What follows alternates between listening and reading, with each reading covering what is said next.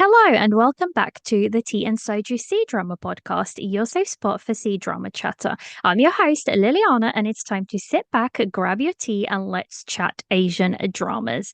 In today's episode, we have a special guest joining us, the author Amber, and we're going to be talking about Chinese dramas and books and everything in between.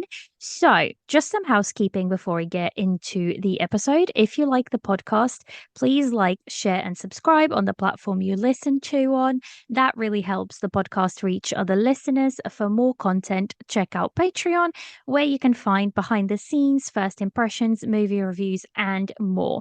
Finally, if you would like to chat to me or find a community, check out Discord, Instagram, and other socials. The link is in the description box below. So, Amber, would you like to go ahead and introduce yourself? Hi, Liliana. Thank you so much for inviting me onto the podcast. I'm Amber Chen, and I am a Singaporean Chinese author. My debut YA fantasy of Jade and Dragons was just released on 18th of June this year. So you can probably find that in bookstores. It is very C-drama coded because I am a huge C-drama fan, which is what brings me here. And I've been a follower of the Tea and Soju C-drama podcast for some time. And I'm so Oh, thrilled thank to be able to you. be here. Yeah. I forgot to send you the picture, but I was in London last weekend and I went into Foyles and your book was there and I was very excited to see it in because I've got the audiobook and I've got the ebook, but I haven't bought the physical copy yet. I finished it up last week. And I really, really enjoyed it, but we can get into your book in just a bit. But it was very exciting to see your book out on, a bookshelf, so to speak. Yes, So it it has was been very very, exciting for me as well. yes. Yes. So yeah, I was up in, like I said, in London, Foyles, which basically belongs to Waterstones, which is a very, very big book chain over in the UK. And they had it up on their shelf. And I was like, this is very exciting because not only am I speaking to you next week, but I've read the book. I've seen you sort of, because I've been following you as well for a little bit. I've seen you go from the book is coming to the book is here. So it's very exciting, very, very exciting. Um, so we're just going to get into some questions. So, we can sort of guess, but how did you get into Chinese dramas? I practically grew up on Chinese dramas. Mm. Well, coming from this part of the world, Chinese dramas have been part of my life ever since I was a child. I have been Mhm. watching them with my grandmother, my mother, from all those all the dramas all the way back to like the 1970s and 80s, like the original Jin Yong Conda Heroes, which I think that's a new version that's just been released. But I grew up watching like the original 1970s versions with my grandmother. Mhm. And yeah, throughout my entire childhood, I've been watching them like every single day, basically. Yeah. I would love to be able to watch some of those originals. Unfortunately, they are just incredibly hard to find. And if you do find them, they don't tend to have any subtitles because they're Yeah. not really aimed um for international audiences, but it's always fun to hear other people sort of talk about them because they always talk about them with such fondness. So it's always quite exciting to hear, talking about those sort of things. So in terms of like genres, which one would you say you gravitate towards?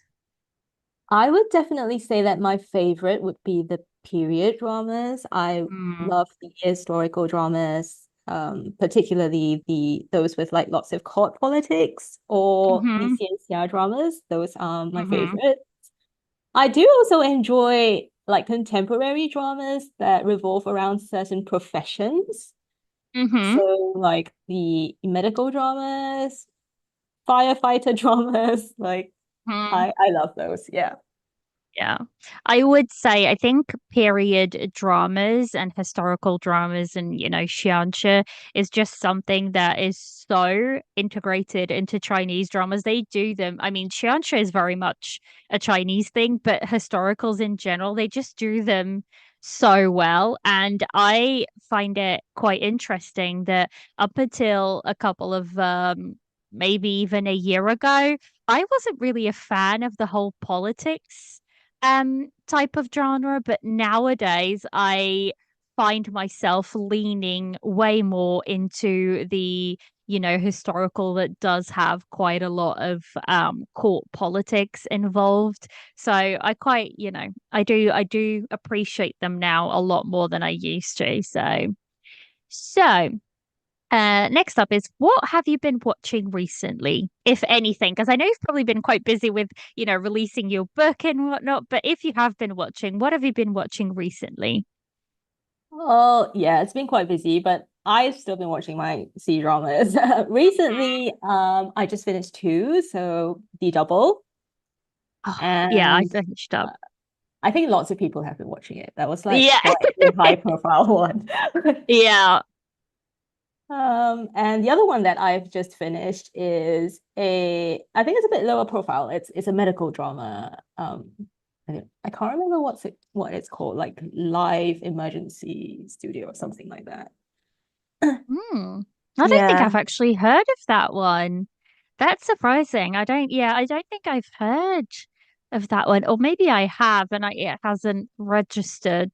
I also finished up the double. I really enjoyed that one overall. I feel like that one just came onto the scene because the actors and the actresses in it aren't too big, so to speak. I mean, Wang Xingyi is fairly known for a couple of his roles, but this is a role that has really catapulted him and it just sort of came out of nowhere and people were like, "Oh my goodness." And it's gotten quite big when Netflix picks it up. So um yeah, I Yeah. really, really enjoyed that one as well. Um so let's talk about what are some of your favorite dramas? Like, if you could have maybe a top 10 or a top five, what dramas would be on that list for you?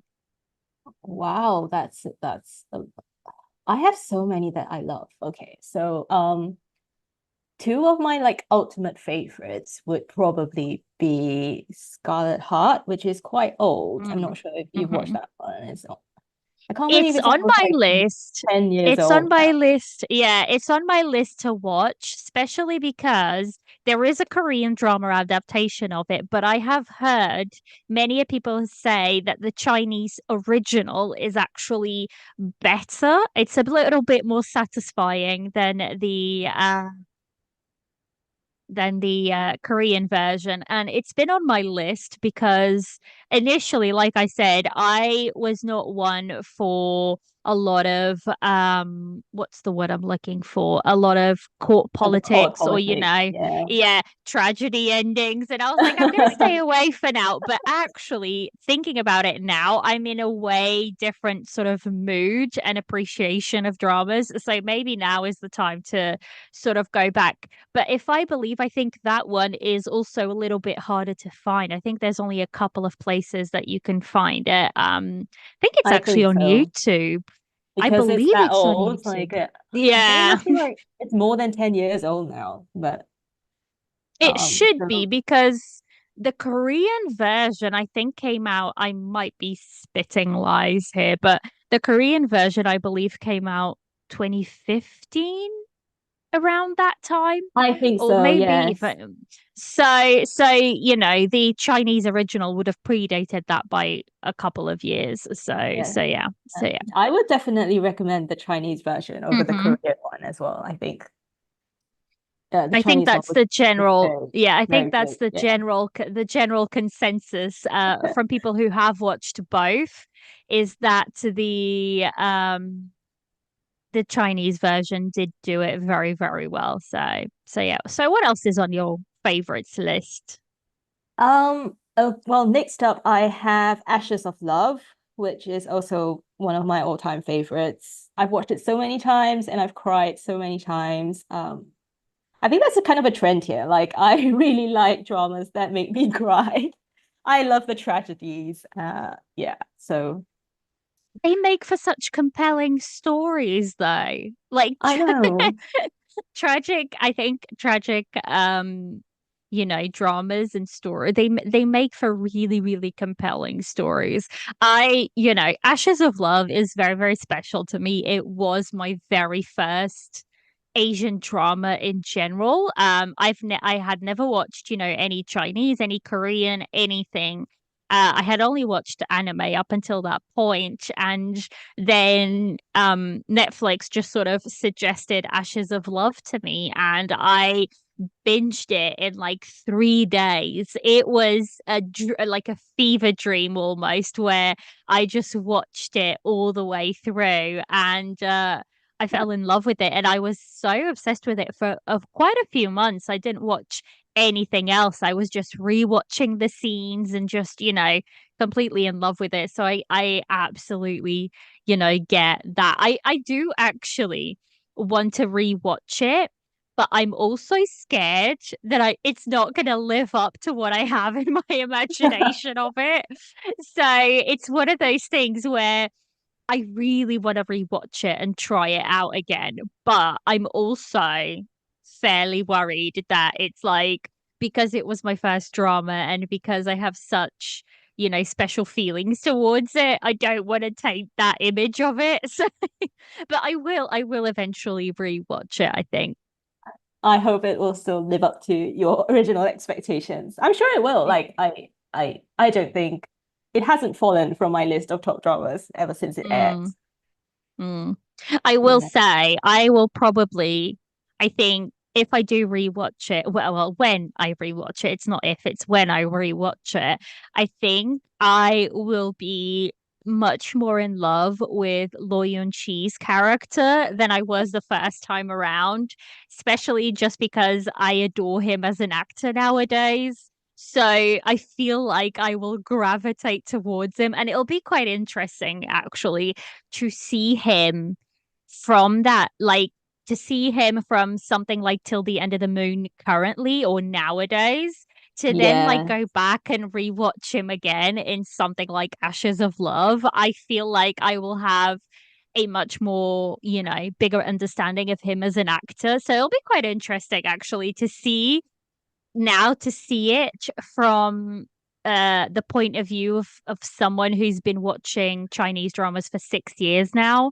It'll be interesting to see like how I see things and how, like, if I can catch different details that I wouldn't have caught the first time around. So yeah, I think I do.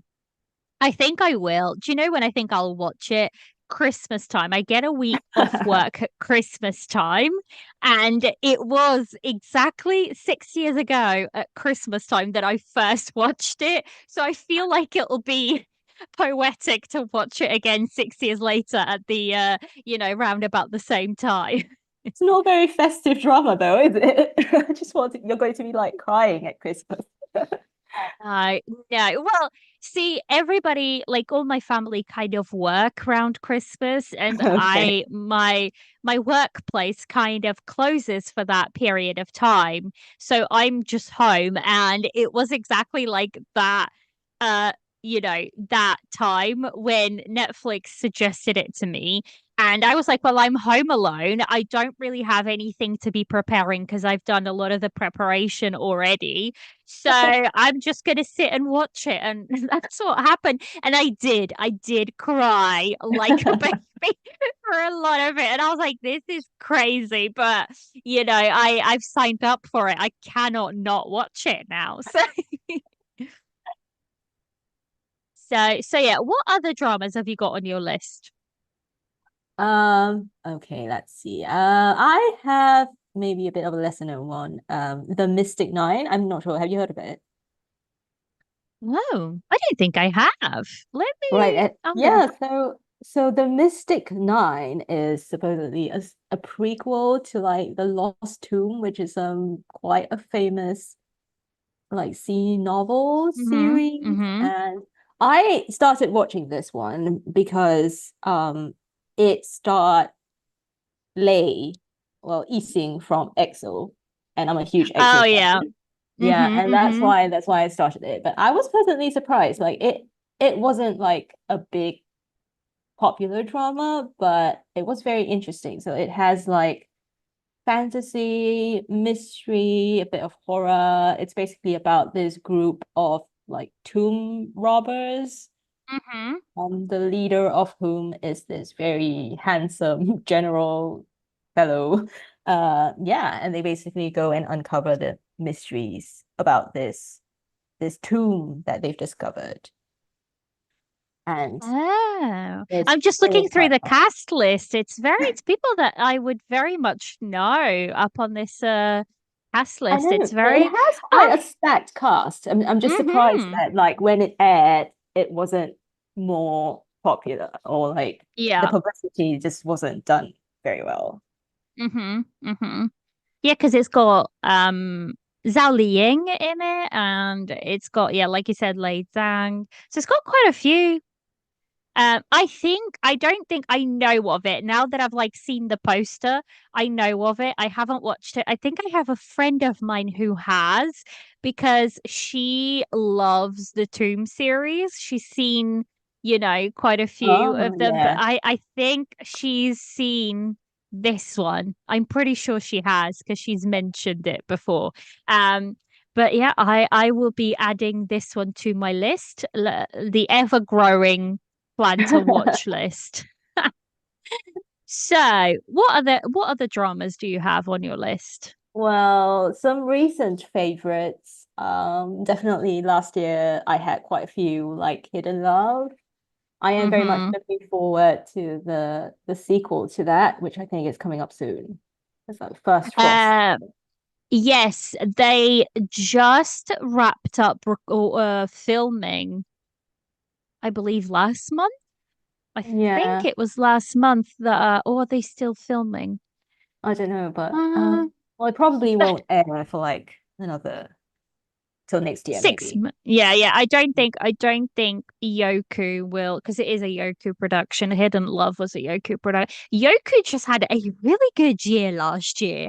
They just had like some of the biggest dramas belong to them last year.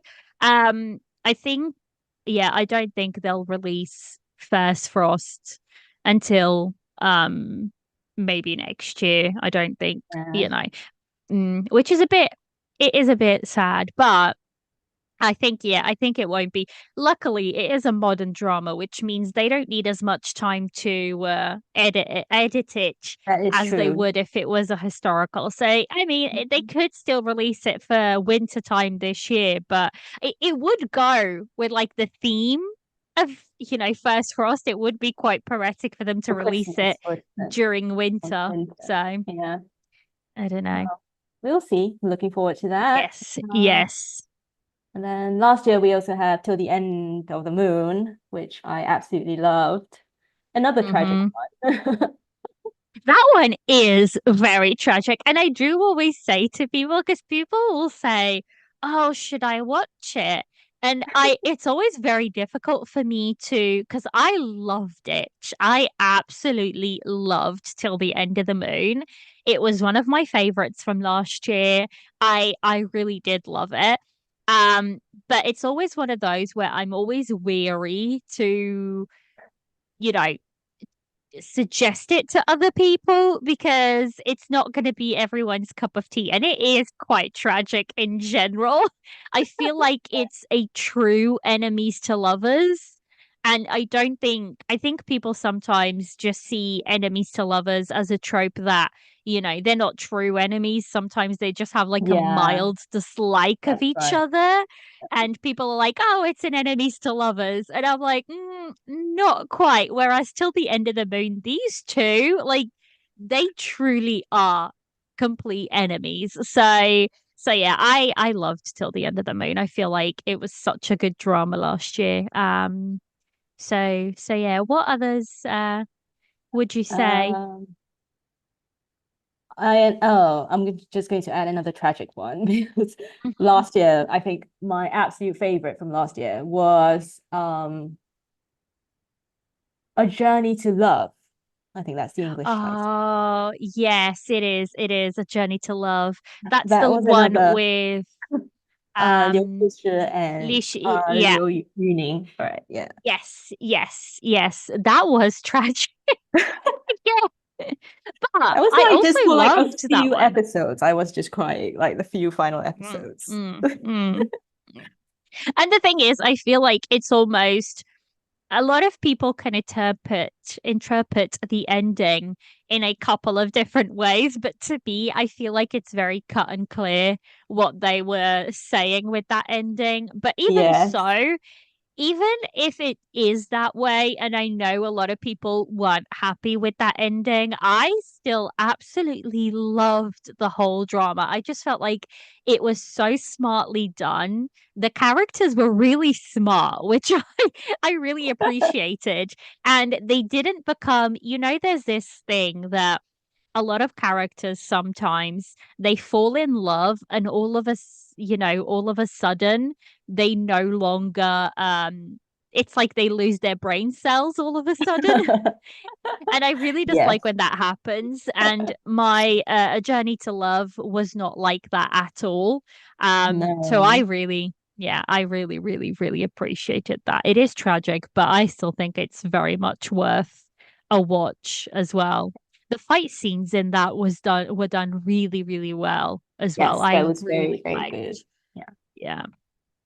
Have you got any others you would like to mention?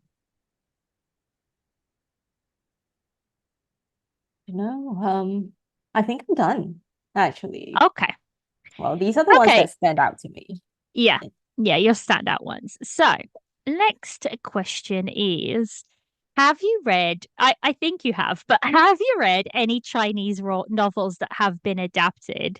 And if so, what are some of your favorites or some that have been done really well? Yes, I definitely have read a lot of Chinese novels that have been adapted. I have an entire collection at home, actually. Mm, My favorite Chinese novelist, Tong Hua. Almost hmm. all of her novels have been adapted into TV dramas, and most of them I love. So she's the one Okay. who wrote Scarlet Heart, right? Mm-hmm. That was the first one that started it all off.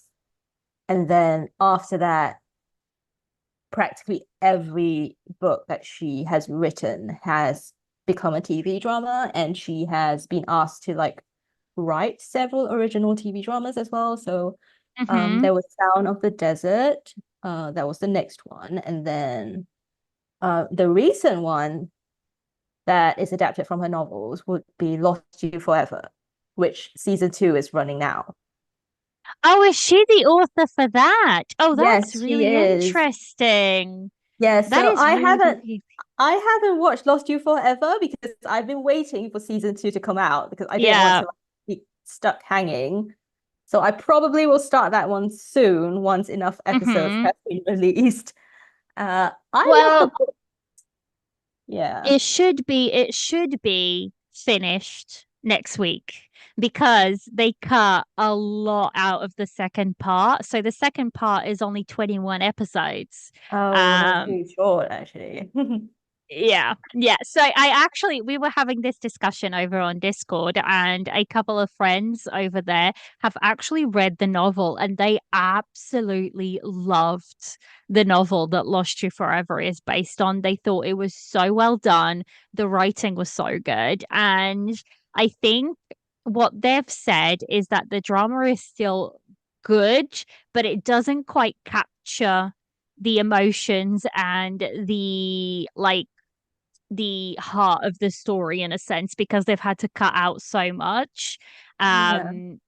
But yeah, I will be interested. I think I'm gonna go back once I finish up season 2 or part 2.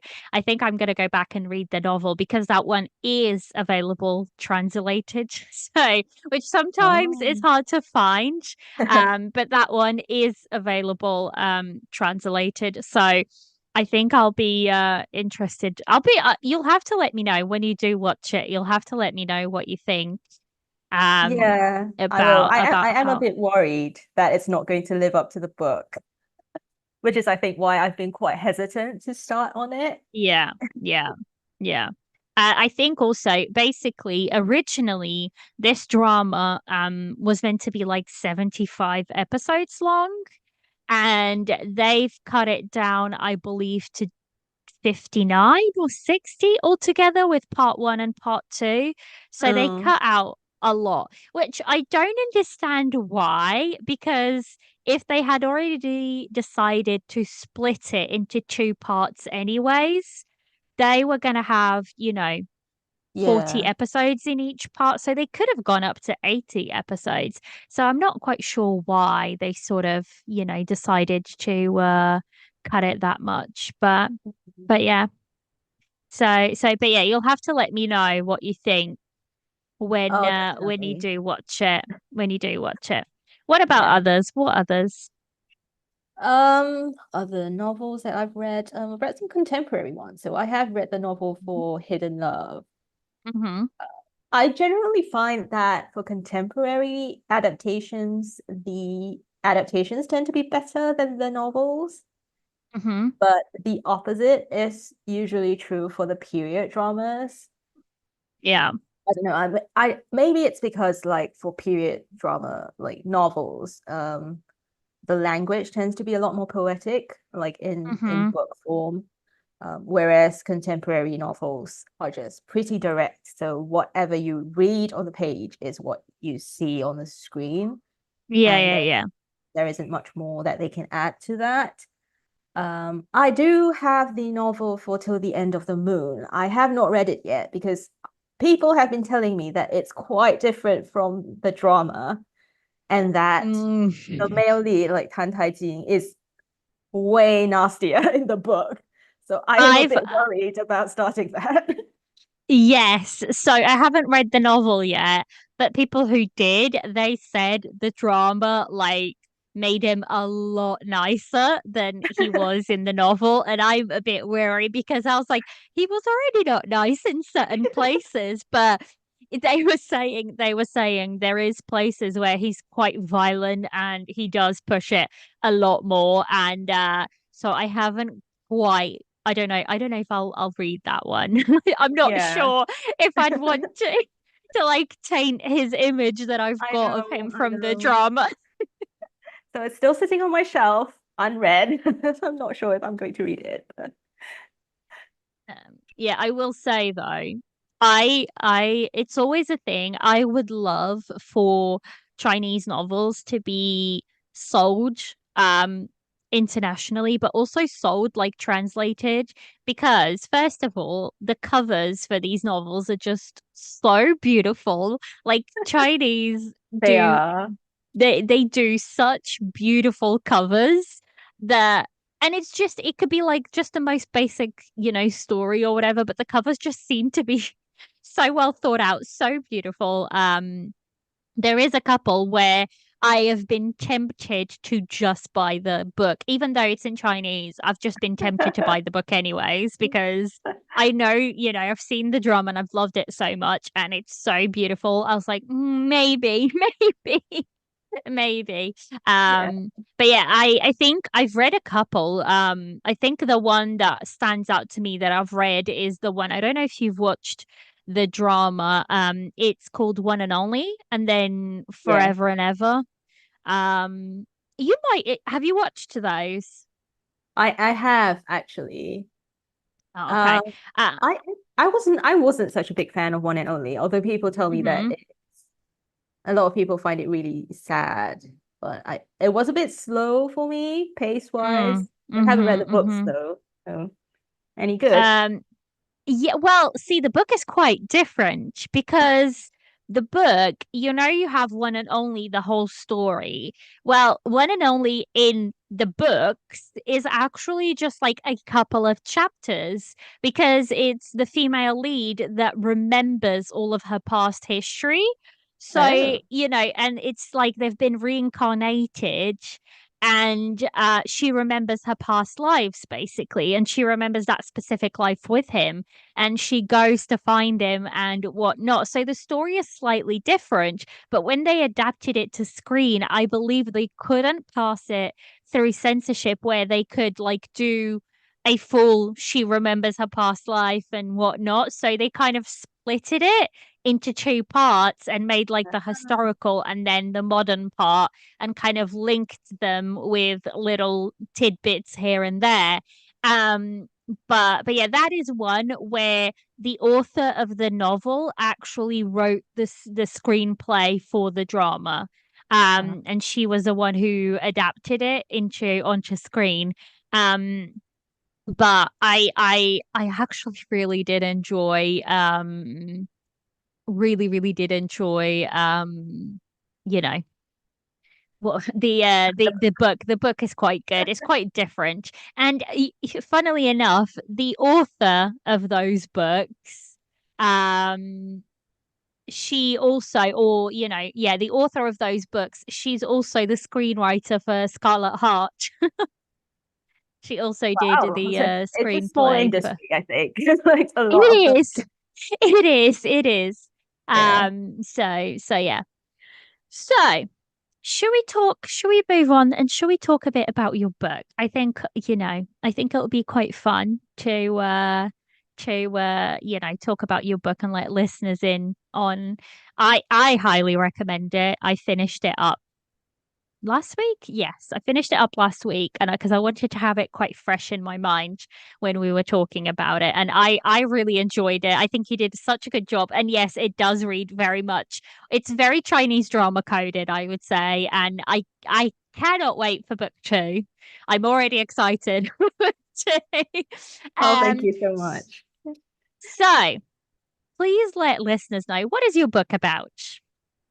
Right. So, my debut YA fantasy novel, the title is Of Jade and Dragons.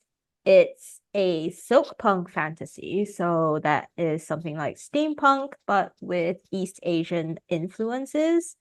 Hmm. And it is based on Qing Dynasty history and characters. So it's very much Qing Dynasty Manchurian coded Hmm. in terms of the world building. The story revolves around the protagonist, Ying, who basically witnesses her father's murder and then goes off to the capital to try to hunt down his murderer to seek justice. And in order to do that, she disguises herself as a boy to infiltrate the Engineers Guild in the capital by entering their apprenticeship trial. And she does all this with the help of a mysterious Prince Ye Yang, who may have a hidden agenda of his own. And I'm gonna stop there so that you don't get any spoilers. Yeah. Yeah. We won't spoil anything for listeners. Like I said, I really enjoyed it. I really enjoyed our protagonist. I think you did quite a lot to grow her character even in the first book, and I'm very excited to see where she goes in the second book. Because also I will say I appreciate the fact that it's not a like huge cliffhanger, if that makes sense. Uh Yeah, so like that when the you book can read it as a ends, standalone. Like yeah. it wouldn't be too bad. Like the events kind of Yes, tie up. exactly.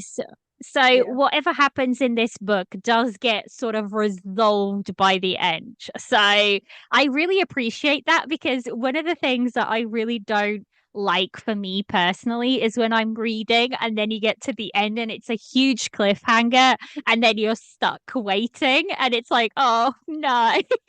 uh, so I really appreciated that that's not the case for this book. Like, it ends quite well in the fact that yes, I'm very excited for the second book, but I'm not, you know, like, oh my God, oh my God, oh my God. Do you know what I mean? I'm not Yes, I know. um It's like when there are dramas and then they film it in 2 seasons and then you have to wait for the second exactly. part. Like that is just really annoying. Exactly, exactly. So I have to say I really appreciated that. So what inspired you to write your book? Yeah, so the story for Jade and Dragons, like I mentioned, was inspired by Qing Dynasty history, Mhm. and more specifically about the first emperor of the Qing Dynasty. His name was Huang Taiji, and then the woman that he supposedly loved the most, his consort Hailan Zhu. And these Mhm. two characters are actually quite well known, I would say, in Chinese popular media. So there have been a number of dramas that have been made about them. Mhm. I think the most recent one is called Rule the World. That was also a Oh, couple of years back. really? Is that Right, yeah. based on that story? Oh, that's Yeah, interesting. so it is based on those characters and that particular period. And Mhm. what I found really interesting about these people was that um this consort, Hailan Zhu, she entered the palace only at the age of 26. And she became the empress consort. And 26 by Chinese period Is drama old. standards is very old. It's very It's old, really isn't it? old. Yeah. So it was interesting that she married the emperor at 26, and yet somehow he ended up falling in love with her so much Mm. that, like, she was his favorite. She didn't make it to empress. She was second in rank in the palace. Mhm. He named a palace for her, and then what really struck me was that, so she fell ill, and then she was on kind of like on her deathbed. And at that Yeah. point in time, the emperor was fighting a war against the Ming Dynasty somewhere else. Mhm. But when he heard that she was dying and she was gravely ill, he dropped everything and basically literally flew back to the palace just to see her one last time. Oh my And God, that's so romantic. and he didn't make it, which basically fulfills my entire tragic ending, like quite Oh in. my goodness, no way. Yeah, yeah. So That's yeah, that's very, very interesting. it That is, and is it's very yeah, romantic, I think. And so I got really curious about like these two people, and mm-hmm. so of Jade and Dragons is kind of like my imagining of what their lives might have been like Mm-hmm. before she entered the palace, because very little is known about her life before 26. Yeah, yeah. And I was wondering, like, maybe they met earlier. There was like a lot more going on that just Mm-hmm. wasn't recorded. And yeah, so that's where the book came Oh about. my goodness, I did not know that, but I love that. I really, really do. I will say, I think Chinese history is just so vast and there's such good records of it that it it's you can get lost in it for decades and still Yeah, not know that is everything. true. Yes. Yeah, but I find it fascinating you know to hear. So were there any dramas that brought you some inspiration to write this book? Well, yeah, I guess there would be. Well, there are plenty of Qing Dynasty court dramas. My favorite, Scarlet Heart, would probably be one big inspiration. It has that kind of similar princess fighting for the throne, uh, Mhm. female lead kind of like caught up in all the political intrigue being Yeah. going on. And another drama that I think inspired me to some extent would be The Long Ballad with Oh, Adrian yes, yes, Lima yes. and Liu Wu. Like, yeah, so that one kind of has a similar like premise in terms of Hmm. the female lead. like family gets wronged, murdered, and then she's out to seek justice. And it also has the girl disguised as a boy trope, which Mm. is actually in many C-dramas, but I do quite enjoy it. It is. And I always find it funny that they're never very convincingly disguised, are they? Yeah. But somehow no one realizes. Yeah, exactly. Exactly. Um, so this is, I think, just a fun question. If your book was being made into a drama, which I think it would be a really good drama, might I add, who would your ideal cast be? I have actually been thinking about this since forever because I would Mm. absolutely love for like my book to be adapted into a Chinese drama. Hmm. So far, I'm thinking that the main character Ying would probably be a toss-up between Zhao Liying and Zhao Lusi, and that's mainly because Oh, I'm a yeah. huge fan of Zhao Lusi. So I would I really think love Zhao it. Lushi would play a really good. I think she would do a really good job in this one, I think. I can imagine Yeah. her actually as this character. Yeah, and for the male lead, I am undecided between Liu Wu and Zhang Linghe. Mm. Oh, that is hard, isn't it? I Yeah, I think, can't decide. I think for me, I would probably say, I don't know, actually. That's really hard of a toss up between those two. Now having read the book.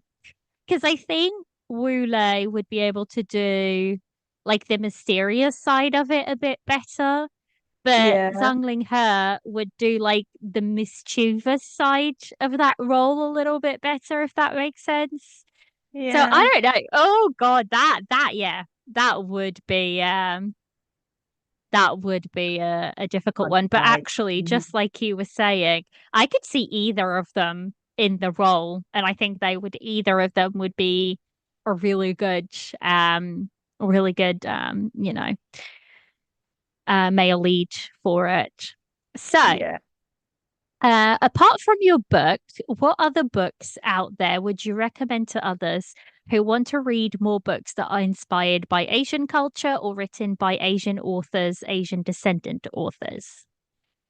Oh, that's quite a lot. But if you like the xianxia genre of genres, then I would highly recommend Song of Silver Flame Like Night by Amélie Wenzhao, uh, which is pretty much a xianxia duology. Mm-hmm.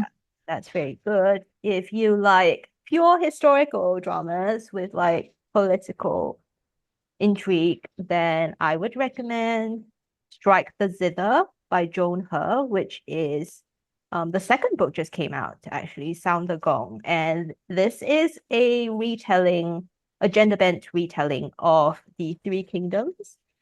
So that is an interesting one.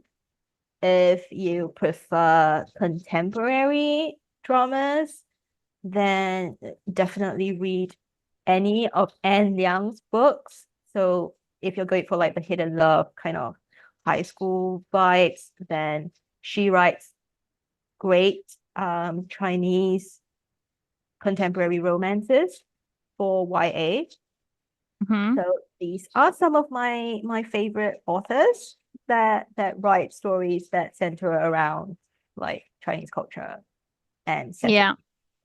When you said that, I glanced at my bookshelf because I have a Song of Silver and Flame on my bookshelf. A friend of mine actually bought it for me, so I'm very excited to get to reading that one. And Strike the Zither, I believe I bought the audiobook for it to listen to. So I'm very, very excited about both of those. I'm steadily going through my list of of books that are, Yeah. Asian culture inspired. Um, but But yeah, I actually have. I'm just looking at my shelf. I actually have one that is fairly good, and I've really ended up enjoying it. And it's called Lunar New Year Love Story. It's a graphic novel as opposed to Oh, an actual novel. And I really, really enjoyed that one as well. It's kind of like mixes a little bit of Asian culture with a little bit of almost Western culture. It's a little bit of a mix of the two. I And I see. really, really liked that, aspect of That's it. I'll definitely So, put that on my reading list. mm, mm. I think I'm literally just looking at the other ones that I have on my shelf. And the one that I have, I've heard a lot of good things about this book, but I haven't quite read it yet. There's just not enough time. But it's this one right here. It's called Song of the Six Realms Yeah, by Judy that's a Lin. fairly new release. Yeah, yeah.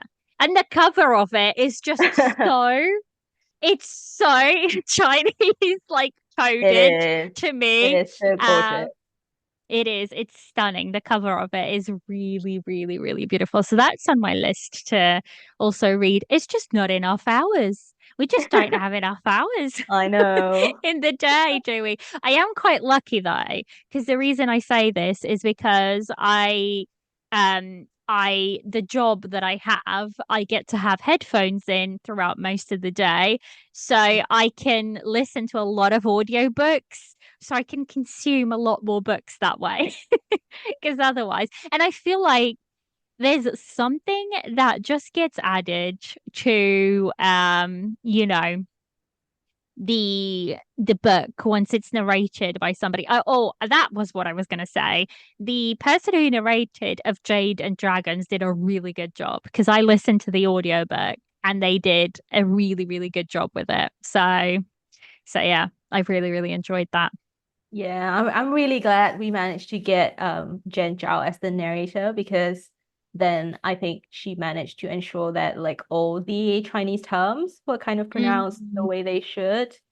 Yeah, so Yeah, I was listening out for it and it was flawless. I really, really enjoyed the audiobook for it. She really did do such a good job at like grabbing the audience and just, reading through it and narrating it beautifully. So pat on the back for that. That doesn't always happen because some narrators just don't fit some books, but she really did do a brilliant job with this one. Um so yeah, let's wrap up the episode. I think you've already mentioned one, but is there any kind of dramas or books that you're really looking forward to? yeah, some dramas that I am quite looking forward to. I am intending to watch The Princess Royal, which I have heard Hmm. many good things about. So that's something that I am looking forward to. I And finished it up. I um, literally finished it up this was it week. good? Yeah, well, yes. Yes, I think the acting in it is really good. I love the acting. I think it has a stronger first half. Like the last 10 episodes, I think the writing could be a little bit better. Mm, Um, but even so, I think the acting really, really carries it. And the ending for me was just so good. It ended as it needed to end, I think. okay. Um, and overall, I liked it. Now, I know the people who read the novel say they think the later half was not as well adapted as it should have been. But even saying so, I haven't read the novel, so I can only go off by the, drama itself. I'm actually going to be sitting down today to review it in the afternoon. So I'm very, very excited. But I really, really enjoyed it. I think, Okay. I think this is probably one of so Zhao Jin Mai, she does the female lead. It's probably become one of my favorite roles of hers. Mm. And Zhang Ling He, I loved him in this because he gets to be serious, but he also gets to be playful in a lot of scenes and jealous and whatnot. So I really, really enjoyed seeing him in that sort of different light, if That's that cool. makes sense. So I liked it. I know a lot of people, there is a few problems with it. It isn't perfect, but I still really enjoyed it overall. That's good to know. Well, that's up next on my watch list. And I'm also looking forward to two more upcoming dramas, I think. The first Mhm. one is, I think it's called The Story of Pearl Girl.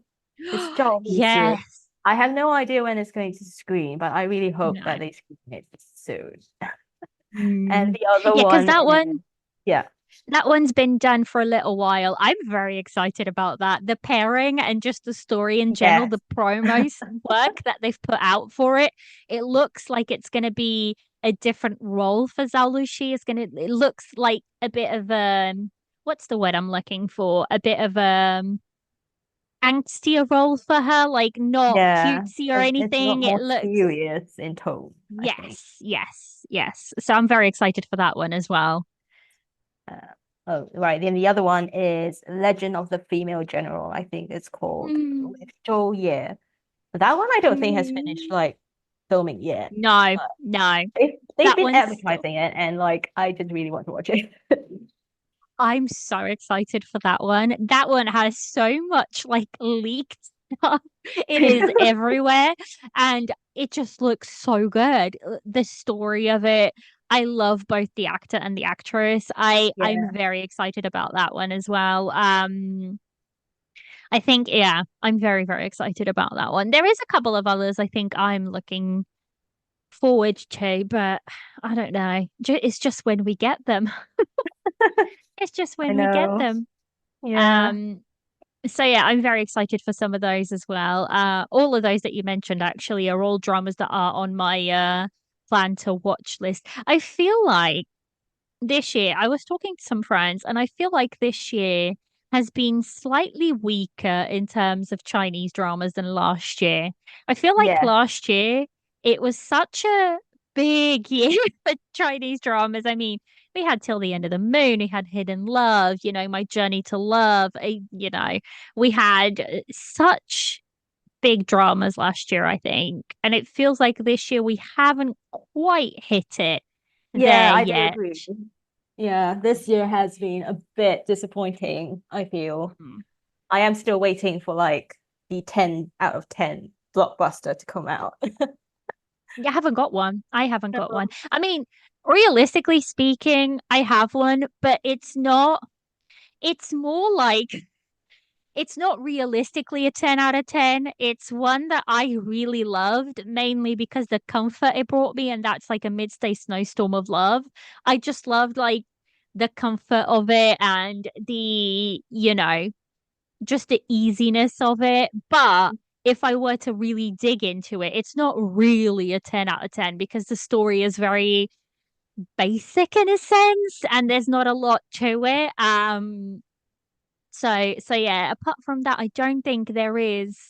I mean, the double comes close, but it's still not like, I don't know. There's still not I still haven't had one where I'm like completely obsessed and in that world Yeah, um quite yet.